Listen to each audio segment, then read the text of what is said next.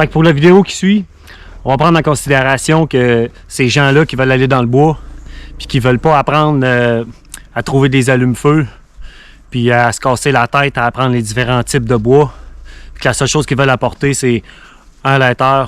Je vais vous montrer une solution infaillible, infaillible, quasiment infaillible, pour vous aider. Fait que la première chose qu'on va devoir faire, c'est s'acheter un lighter, un bic. Pas une cochonnerie du Dollarama, ça prend un lighter bic. Au fil des années, je me suis rendu compte que c'est pas mal, puis pas mal tout le monde est bien d'avis qu'un bic, il n'y a rien qui bat un bic, là. Fait que ça vous prend un bic d'une couleur claire, pas noir, pas vert, une couleur claire. Si jamais vous l'échappez le soir, dans la forêt, au travers des feuilles, des arbres, il va être facile à retrouver. Un lighter bic. Fait que la prochaine chose qu'on va faire, c'est rendre ce lighter-là survival. Puis qu'est-ce qu'on va faire? Première chose, c'est d'enlever le childproof dessus. Fait qu'avec notre multitool, on va venir enlever ici le childproof. Le childproof, c'est ce qui fait que quand tu as les doigts gelés ou que c'est l'hiver, c'est ce qui fait qu'il faut peser fort pour pouvoir allumer dessus. On n'a pas besoin de ça en survie. On n'est pas des enfants. Fait que ce qu'on prend, on prend le multitool, puis on arrache ça. Boum. Fini le childproof. Deuxième chose que vous allez faire, c'est du duct tape. Vous allez vous acheter une roulette de duct tape. Puis on va enrouler un bout de duct tape sur notre lighter. Comme ça.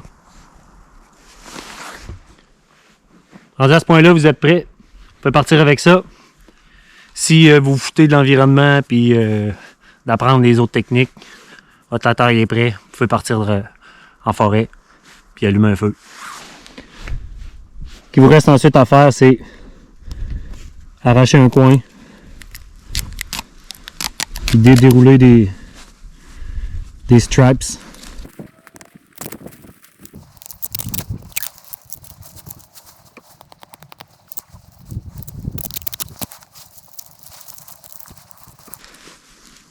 Puis faire une boule. Vous pouvez la faire plus grosse encore.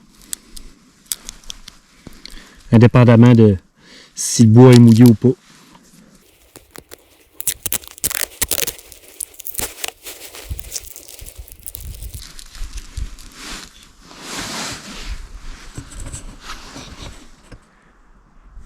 Puis avec juste une petite boule comme ça, vous allez pouvoir allumer cette boule-là. Puis ça va brûler assez longtemps pour faire sécher les petites branches que vous allez avoir mis dans votre feu.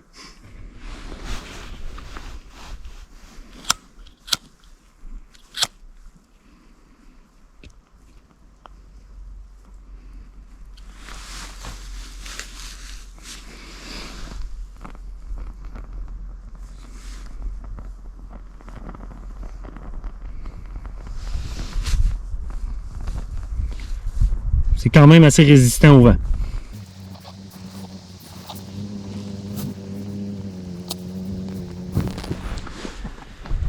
Puis il nous reste encore du tape sur notre lighter, puis notre feu est parti.